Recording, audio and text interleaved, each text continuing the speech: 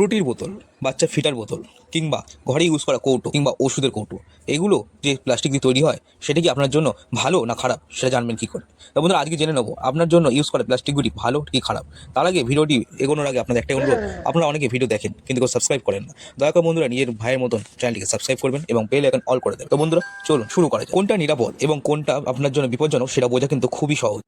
প্রত্যেকটি প্লাস্টিক আইটেমের নিচে এই ত্রিভুজ আকৃতি লোগোটা খুঁজে বার করুন। দেখুন কত নাম্বার লেখা রয়েছে। এই যে ফুটির বোতল, এর নিচে লেখা রয়েছে 1। এই রকম বিভিন্ন প্লাস্টিকের প্রোডাক্টের মধ্যে এই রকম 1 থেকে 7-এর মধ্যে কোড দেওয়া থাকে, আর এই কোডটাকে বলা হয় প্লাস্টিক আইডেন্টিফিকেশন কোড। এই নম্বরটি বলে দেয় বোতলটি কী ধরনের প্লাস্টিক দিয়ে তৈরি এবং আপনার ব্যবহারযোগ্য কিনা। আপনি আমার স্ক্রিনে যে আইডেন্টিফিকেশন কোড দেখছেন কিংবা ডিসক্রিপশন বক্সে চেক করে আসতে পারেন, কিন্তু আপনার সুবিধার্থে আমি বলে দিচ্ছি আপনি 2, 4 এবং 5 এই 3টি প্রোডাক্টের প্লাস্টিক ব্যবহার করতে পারেন। বাকিগুলো ব্যবহার করা থেকে এড়িয়ে চলবেন।